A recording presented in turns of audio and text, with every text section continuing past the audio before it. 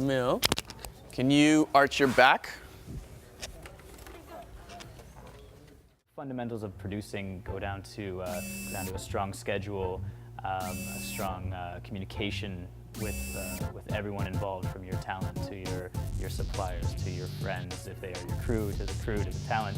As long as people know things well in advance, you seem to sort of follow the money, time, and quality breakdown. So if you don't have time, then you better have lots of money. When you don't have lots of money, then you have to make sure you have lots of time to prep things. You have to ensure that you keep your director on a pretty tight leash when you're that guerrilla. Because everyone thinks that guerrilla is just going around and just being crazy and making shit up as you go, but it's like, if that's the case, then you're not really going to come out with very much, I don't think. To keep people in check, you don't plan big night exterior setups because you don't have the lights to do it, and you don't shoot with the 10 rules. You don't shoot with kids, you don't shoot with animals, because the things are going to slow you down. So you try to amalgamate all your ideas and your creatives into something that is production friendly.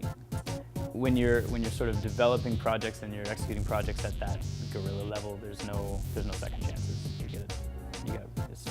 It's a one chance wonder. The director comes to you with a treatment. It's huge. It's 3 pages long. Yeah, you have to break it down. There's production elements that are sort of standard. So you're looking at locations, you're looking at talent, you're looking at wardrobe, you're looking at art department is a big one. Technically, what are you looking at? So gear, lighting, any of your other elements of your crew, like what size of crew do you need to move around on a beach when you're going to be lugging gear through sand.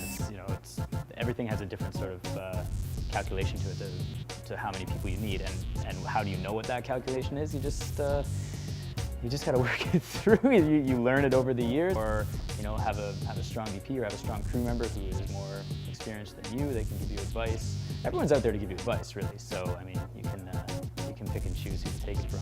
There is a limit, and you have to draw that limit, and you have to learn how to say no. I think that's one of the hardest things for a new producer to learn, is that politely and nicely saying no, so that you keep everyone happy enough to do the job, but you don't lose money yourself.